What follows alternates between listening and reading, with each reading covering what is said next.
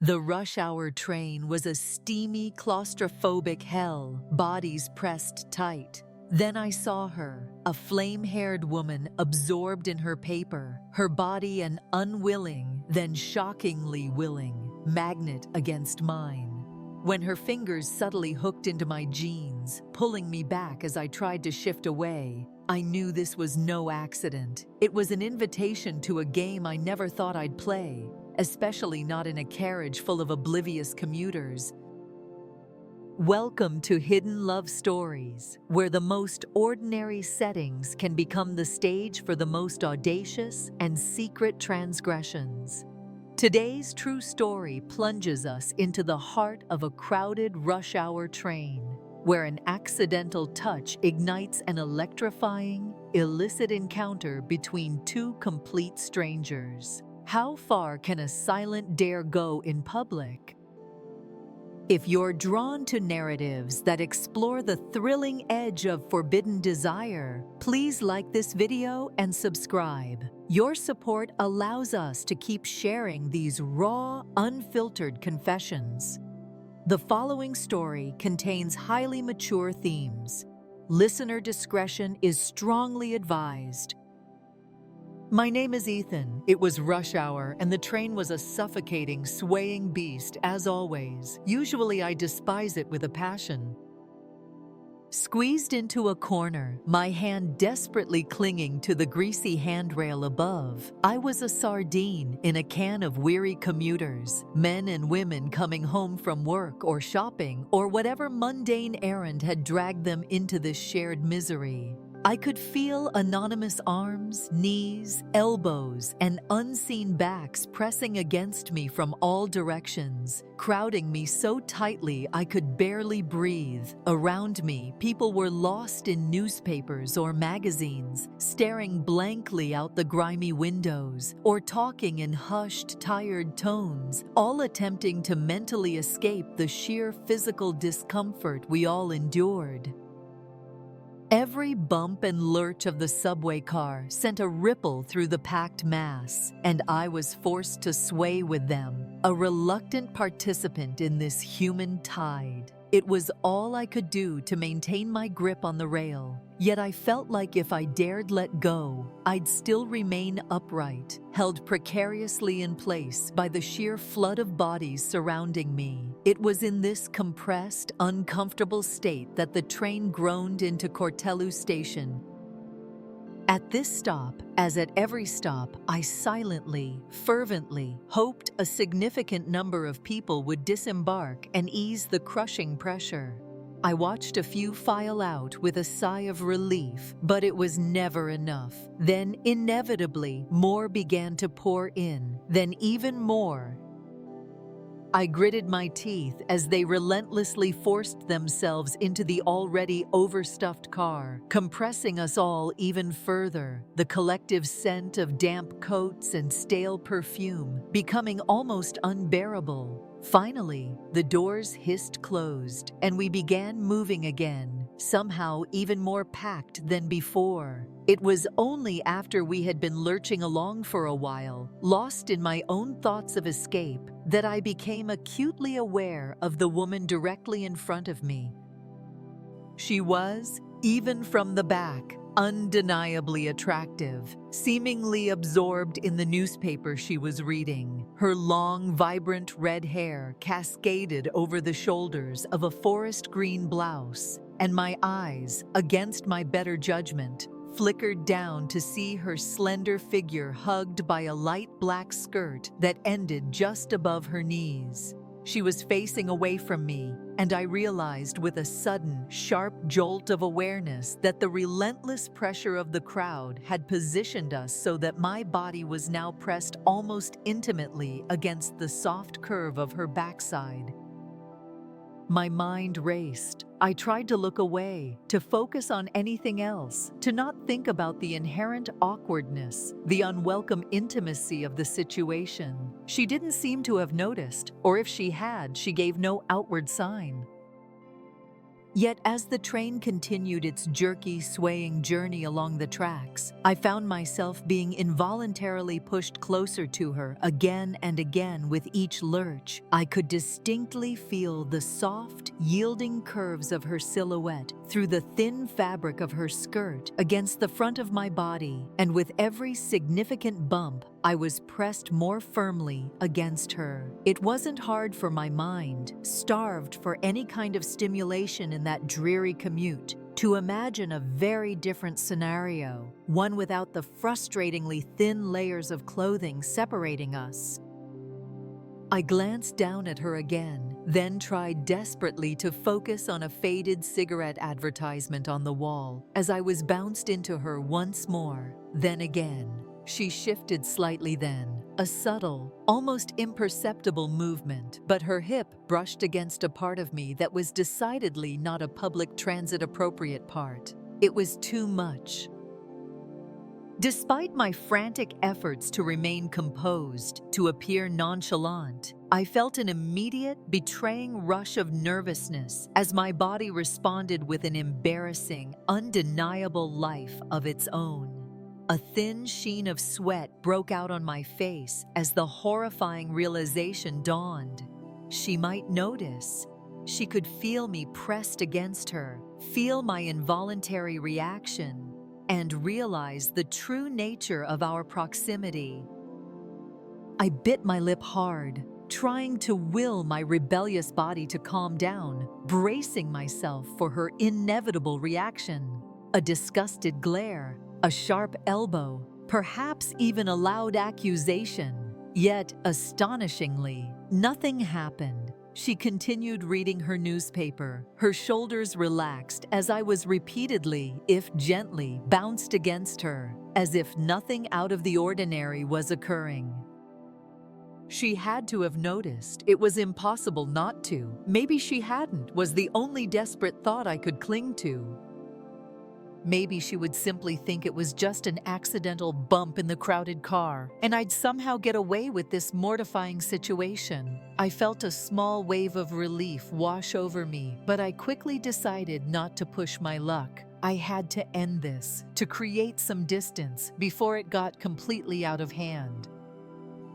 I subtly shifted my weight, trying to turn away as much as the packed car would allow to break the contact. Then I felt it. A light, almost imperceptible touch on my hip.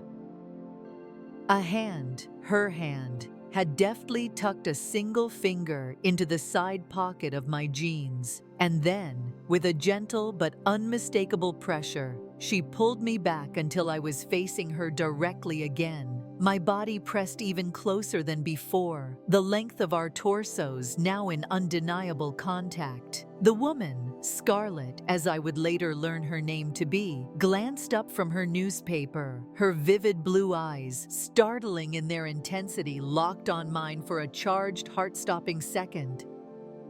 I felt the full, electrifying impact of that shared moment of acknowledgement before she calmly, deliberately, looked back down at her paper again, as if nothing had transpired. It was her hand that had pulled me back. The message was crystal clear, as shocking as it was thrilling. She didn't want me to stop. She wanted more. Daring not to breathe, almost dizzy with disbelief and a surge of adrenaline, I began to sway with the train a little more deliberately now. I tried to make it look as if it was just the natural movements of the car, the unavoidable consequence of the crowd, but I moved with it, into it, to press gently, then more firmly, against her. My hips bounced lightly against her backside, then with a bit more intention, deeper against her. With every sway, every lurch, I felt a subtle pressure, a yielding from her. She was responding to me. Here, among this oblivious crowd of people, we were silently, audaciously sharing a secret, a dangerous, unspoken game. I leaned my head back slightly against the grimy window, a silent groan building in my chest as I pressed closer still. A wave of illicit pleasure flowed through me as I felt the undeniable warmth of her body against mine, a forbidden heat, that spread through my veins. Looking down at her, I could see her cheeks growing pinker, her knuckles white as she gripped the newspaper tighter. I risked a quick glance around us. No one seemed to notice, or if they did, they didn't care. It was just the two of us, Ethan and Scarlett, cocooned in our own intensely private, shockingly public bubble. I let go of the overhead rail with one hand, letting it slide down casually, as if I were merely adjusting my stance. My hand drifted between us, seemingly by accident, to rest gently, possessively on her hip. I squeezed lightly, a silent question. I heard her inhale sharply, a tiny, almost inaudible gasp as she pressed back against me in response. When I felt her hand again, it wasn't as surprising, as shocking as the last time. Her fingers, deft and sure, slid to the front of my jeans, to my zipper, and with a shocking boldness, pulled it down slightly. Then, her hand slipped inside my jeans, her touch electric, and closed around me with unmistakable, firm intent. Freed now, emboldened, I pressed even more closely against her. As casually as I could manage, my heart hammering, I let my own hand drift lower, lifting the hem of her light black skirt just slightly. It was only then, in that moment of audacious exploration, that I discovered she wasn't wearing anything underneath. She was entirely naked beneath the skirt. My hand moved further, exploring the soft, damp heat I found there. I was in a state of almost disbelieving joy. Her most intimate flesh was wet, eagerly responsive, a clear sign she was also loving these stolen, reckless moments. I was overwhelmed by the sensation, by the sheer audacity of it all, and the natural rhythmic bouncing of the train made the moment feel even more electric, more charged. She responded in kind, her movements subtle but undeniable, guiding me against her, our bodies moving as one with the train's motion, a secret, illicit dance. I clutched the handrail tighter with my free hand, my knuckles white. I heard her newspaper rustle sharply as she, too, tightened her grip on it. She was breathing heavily now, short, sharp pants, as I began to move more confidently, rubbing gently, rhythmically against her. Then she bit her lip, a soft, strangled sound escaping her.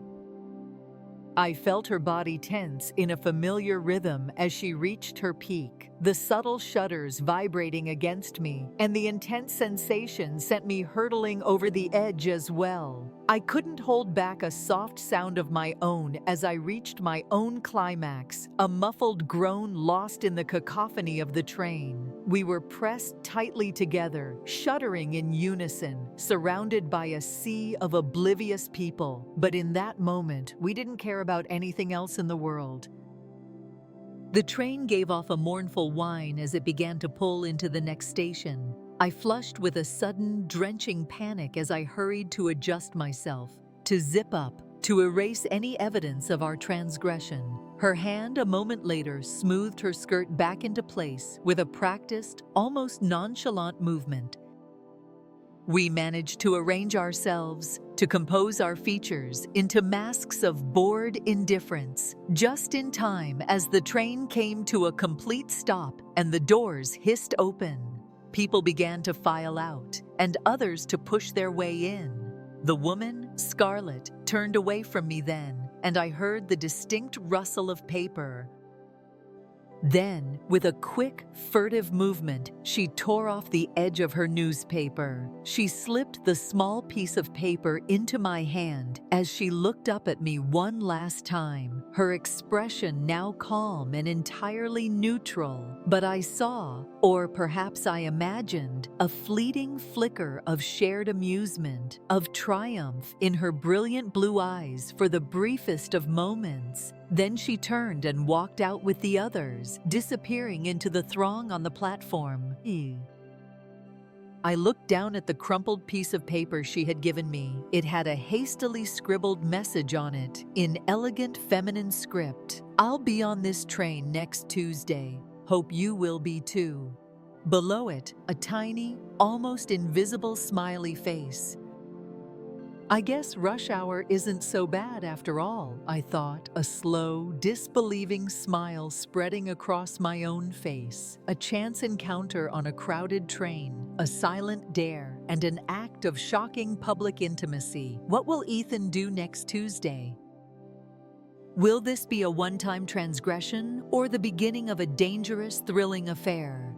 If this story of audacious desire has your heart racing, subscribe to Hidden Love Stories, like this video, and share your predictions in the comments. We're eager to hear what you think of Ethan and Scarlett's shocking connection.